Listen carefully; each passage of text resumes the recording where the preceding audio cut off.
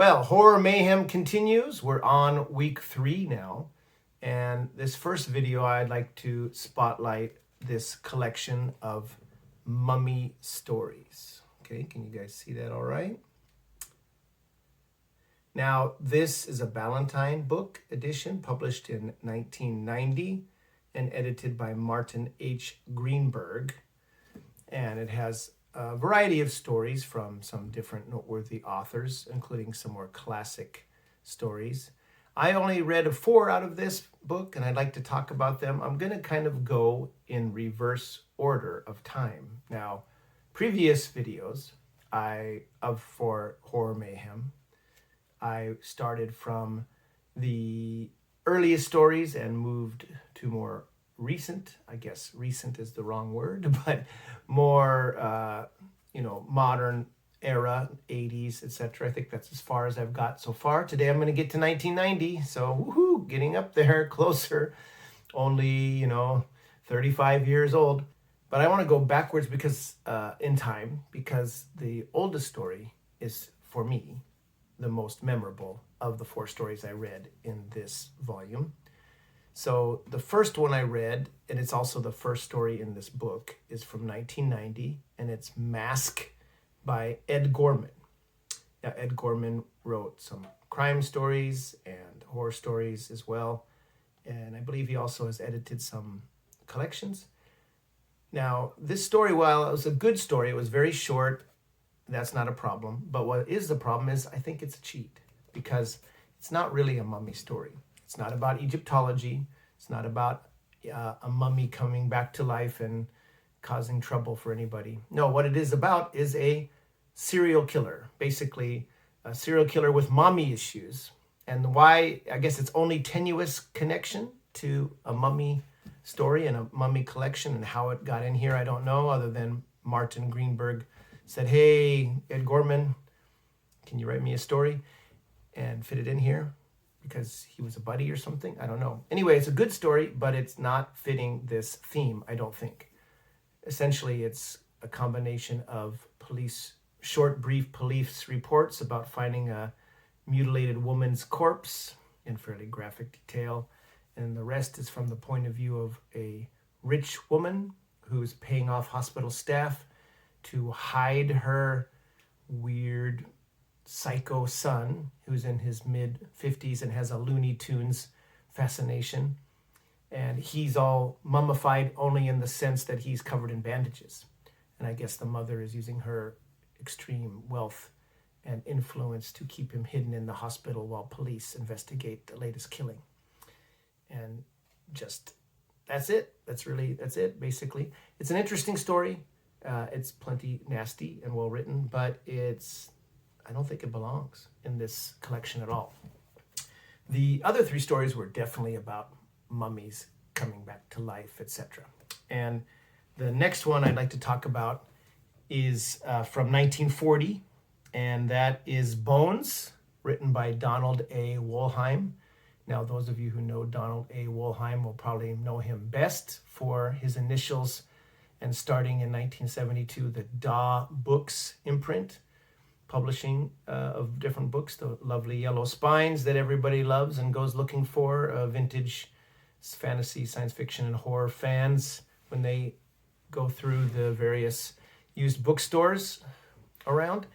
And I was aware of that, of course, but what I wasn't aware of, and which Martin Greenberg mentions in his introduction. He has very brief little 1-paragraph introductions for each writer, is that Donald A. Wolheim also started the Ace Science Fiction line back in the 50s. So, boy, the guy was quite an influential person when it comes to editing and creating space for other authors to do their thing. I hadn't read any fiction by him before. He's a plenty decent writer in his own right, and this story is fine. Again, it's a rather more of a vignette than any real story, I think, but it's about a kind of nervous professor who's been invited by some colleagues while he's in a kind of rundown area of Boston to come and witness their attempting to revive a mummy that has been perfectly preserved, unusually, without any organs being removed. and what happens then. It's it's interesting, but didn't really make a lasting impression. But the next two stories were great. So the one I want to talk about next is from 1938. It was published in Weird Tales by the famous horror writer Robert Bloch. Eyes of the Mummy by Robert Bloch. It's a little longer story than the previous two I mentioned. It's about 14 pages long or so. And again, this is, fairly small, dense print paperback in here. And this details a young man who has a traumatic event in the past when he was somehow involved with the revivification of a Sebek, the crocodile god of Egypt. There's apparently, at least according to the story, a kind of hidden sect that did blood sacrifices and things, and they were apparently chased out of Egypt by the regular priests. Now, the narrator in this story is unnamed, but the other main character in this is a scientist named Wieland. I'm guessing he's a German scientist or something, or a German Egyptologist, I should say. And Wieland had invited the narrator, who was a younger man, who was vaguely interested in the occult and such, and particularly interested in money and what you might be able to find hidden in a tomb, especially jewels and gold. And that's what leads him to his inevitable doom in this one. But he had witnessed in a previous situation where Wieland had brought the mummy of the Sebek, a crocodile god, and he had noticed, the narrator says, that he saw it come up and bite the face off of another doctor. And everyone ran screaming from the room, and he was planning to never have anything to do with Wieland or anything else of that nature of the Sebek crocodile god cult ever again. But Wieland shows up a few years later and says, "Hey, I found this tomb. It's really easy to find. It's for one of the priests of Sebek, and there's got to be some wealthy jewels and gold in there, and the prospect of riches." Very much needed riches for the narrator is enough to sway him against his better judgment to accompany Wieland to Egypt, and they head out to this area in the middle of the desert. Wieland had paid a local and found out where it was, but some altercation occurs once they arrive there, and it seems very suspicious, like Wieland maybe killed this guy who had given them information, because the man was trying to warn the narrator, but he was speaking quickly in Arabic, and the narrator couldn't speak it, so he didn't get the warning, but he knew something was up. But still, the prospect of getting into that tomb and getting those riches is enough to keep the narrator going, and they go down into this dim, dark, kind of simple kind of crypt, because the god that was mummified and buried there was on the run from the Egyptian, I guess, authorities, you could say, of the time. In ancient Egypt, thousands of years before, were chasing down that sect and wiping out the last of them for their blood sacrifices and other things. And anyway, they go down into this fairly simple kind of crypt and find the mummy's tomb and open up the coffin, open up the crypt first, and then the mummy case, and then the sarcophagus. And inside is a shriveled mummy of this Sebek high priest. And he's got two big, instead of his eyes have been plucked out. And he's got these giant gold or some kind of jewels that don't look of this earth, but look extremely valuable. And they have some certain power that starts to influence on the narrator. And what happens after that? It's pretty creepy and weird and interesting. Bloch is a expert horror writer, and this is one of his earlier tales, probably back when he was getting into the Lovecraft circle. It's not Lovecraftian, but it's got some definite sense of dread and horror and creepiness. So that was a good story, but I'm saving the best for the last, and this is one of the more famous of Arthur Conan Doyle, the creator of Sherlock Holmes and Professor Challenger, of course. One of his more famous supernatural stories, and that's Lot number 249. And that is the second story. It comes after Masques, after Masque, Ed Gorman's Masque in the book. And this is really a novelette. It's 30 pages long. And I'll just say off the bat, if you try to read this story, I do recommend it. It's an excellent story.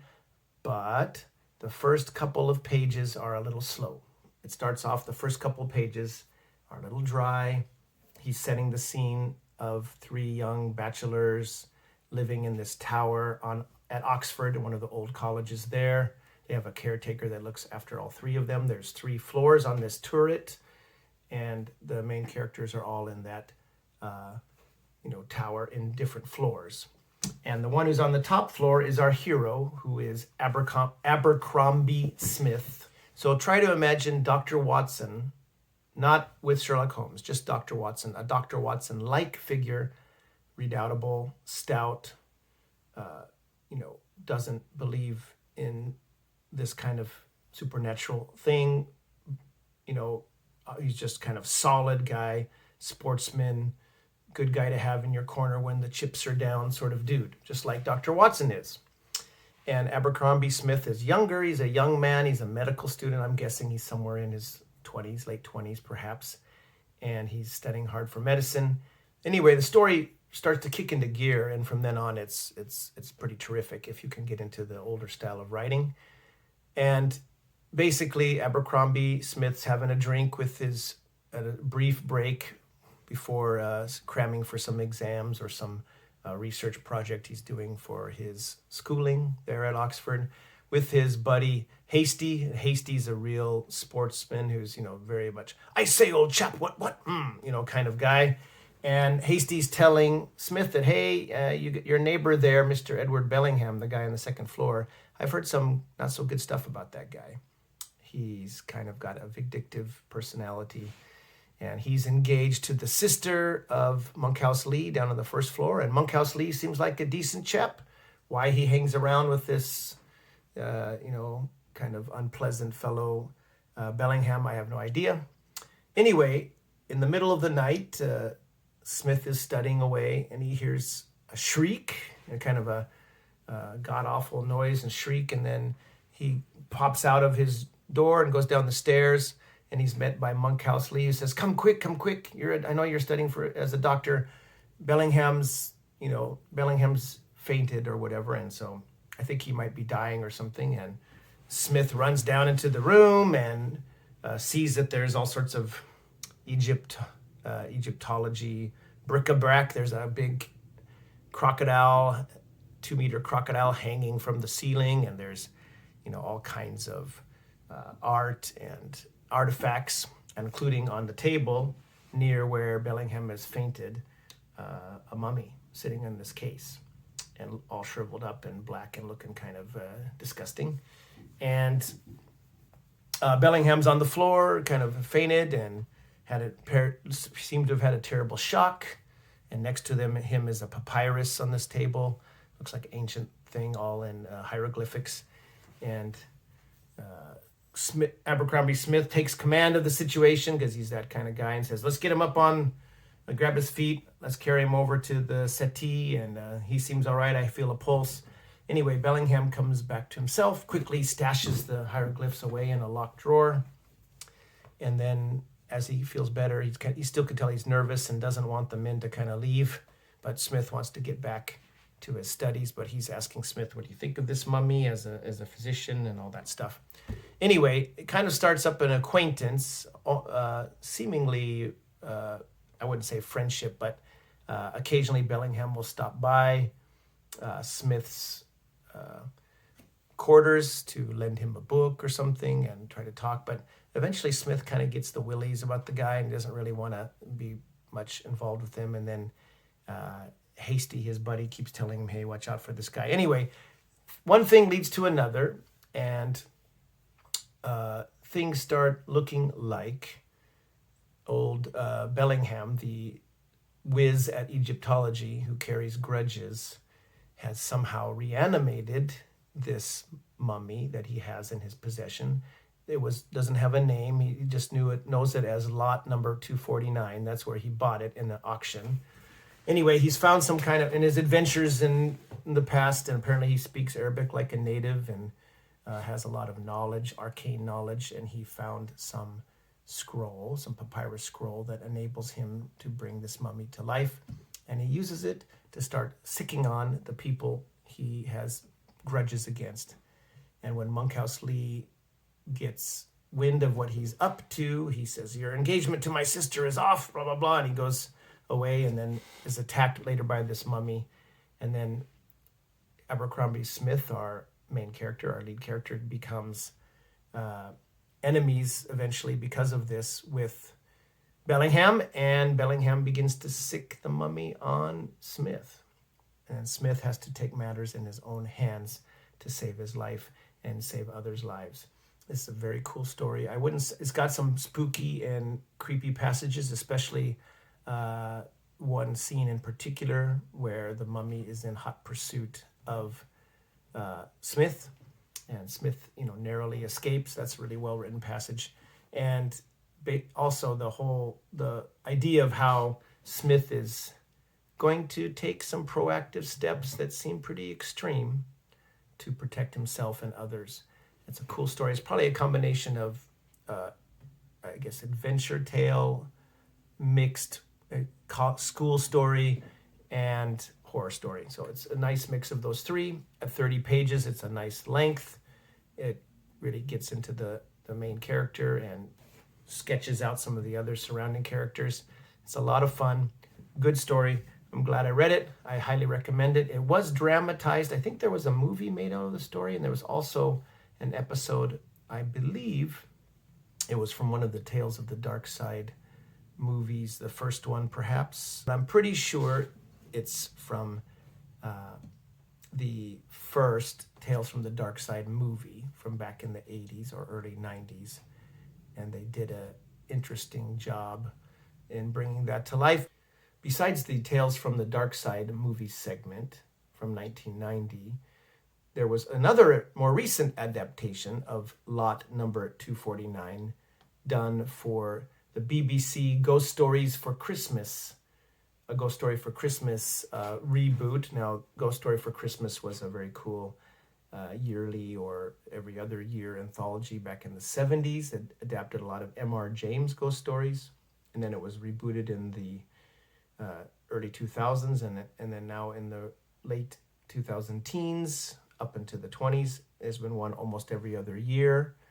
And in 2023, that Christmas story, it wasn't a ghost story, but it was an adaptation of Lot number 249 with Kit Harington, Jon Snow from Game of Thrones, that actor, playing the redoubtable Abercrombie Smith. So look for that maybe. I don't know if it's on YouTube or elsewhere. I haven't seen it yet myself. Usually these Ghost Story for Christmas episodes slightly adapt or change to make perhaps even more horrific some of these older ghost stories and older horror stories. So I'm not quite sure how this one ends or how it is done, whether it's true to the original story. The Tales from the Dark Side version was not set in Oxford in 1890s, but it was actually set in the modern age, I believe in the 90s when the film was shot, or late 80s.